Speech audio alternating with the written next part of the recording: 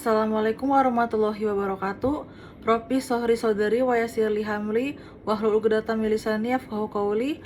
Perkenalkan, nama aku Eldwina Syafira Aisyah dari jurusan Manajemen Bisnis Syariah kelas karyawan. NIM 2510101095. Kali ini di mata kuliah hadis dan ayat ekonomi, aku mau jelasin nih tentang ayat dan hadis distribusi. Distribusi itu apa sih? Distribusi itu penyaluran harta kepada orang yang membutuhkan.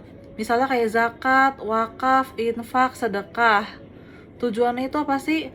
Untuk mempererat keadilan ekonomi, mengurangi kesenjangan sosial, terus agar kita tuh bisa meniatkan distribusi ini karena ibadah pada Allah. Karena apa? Karena tujuannya tuh tidak hanya untuk kemaslahatan dunia, tapi juga kemaslahatan dalam akhirat dan mencari keberkahan atau falah. Jadi kalau misalnya dalam Islam, kita tuh berdistribusi itu kan kayak misalnya kita tuh bisa mencegah ihtikar atau monopoli, menjamin keadilan masyarakat, memprioritaskan keadilan dan loyalitas. Jadi prinsip-prinsipnya tuh pasti keadilan, menghilangkan ihtikar, terus tanggung jawab, kepemilikan, halal dan toib jelasnya. Nah, jadi ada nih ayat-ayatnya dalam surah Al-Hasyr ayat 7, yaitu ma'afa Allahu ala rasulihi min amhlil qurallahu wa rasulihi walladzi qurba wal yatama wal wasakini wa bani sabil kaila yaknau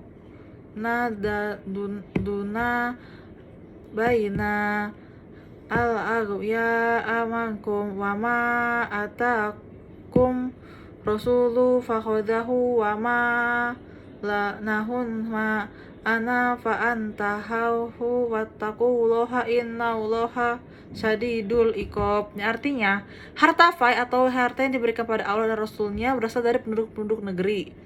Dari Allah untuk Rasul, kerabat Rasul, anak yatim, orang-orang miskin, dan orang-orang dalam perjalanan. Apa harta itu tidak hanya beredar antara yang kaya siapa aja dari kamu, apa yang Rasul kasih padamu terimalah. Maka yang dilarang bagimu maka tinggalkanlah, karena hukuman Allah itu sangat berat. Jadi kita dijelasin nih, kita tidak boleh merampas harta anak yatim, hamba sahaya, orang-orang yang dalam perjalanan. Karena apa? Karena hukuman Allah itu sangat berat. Dan udah tertulis ancamannya di ayat 7 surah Al-Hasyr. Jadi contoh jenis distribusi Islam itu adalah zakat. Zakat itu adalah penyaluran harta kepada orang yang memerlukan seperti fakir miskin, mu'alaf, hamba sahaya. Sedekah itu penyaluran harta kepada orang miskin dan juga infak.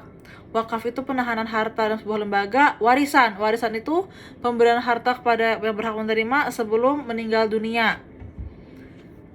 Jadi ada dalam hadisnya juga hadis tentang menggarap tanah, yaitu man kana lahu ardo fal yazro'aha fa illam yastati an yarza'aha wa ajadro anha fal yamnahunha akhahu muslima walil yujirroha iya. Yaitu barang siapa yang memiliki sebidang tanah, dia tuh harus menggarap dan kita harus nanamin nih.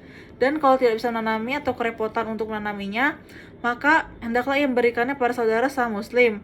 Gak pantas baginya untuk menyewa tanah tersebut kepada saudaranya. Hadis riwayat Bukhari dan Muslim. Jadi kalau kita repot nih untuk menggarap tanah, maka kasih ke saudara sama muslim. Tapi gak pantas ya untuk kita menyewakan tanah tersebut. Namun, etika dalam distribusi adalah niatkan karena ibadah kepada Allah.